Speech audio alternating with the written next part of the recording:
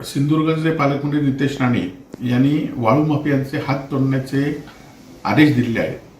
खरं तर वाळू माफियांवर कारवाई केली पाहिजे आणि त्याचा सगळ्या सिंधुदुर्गवासियांचा त्यांचा त्याला पाठिंबा आहे.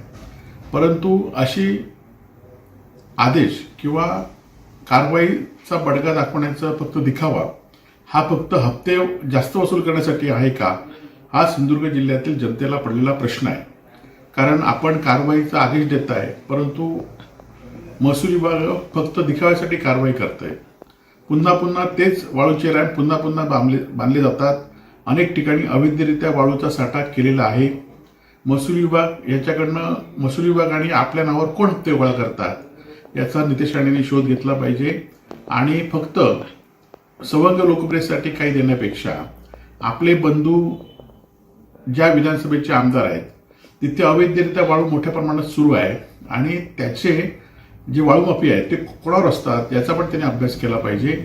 आणि आपण नुसते असे आदेश देण्यापेक्षा आपण कारवाई करावी, त्याचा शिवसेना स्वागत करेल. नाहीतर फक्त हप्ते वाढवण्यासाठी कारवाई असेल तर निश्चितपणे शिवसेना त्याचा विरोध करेल.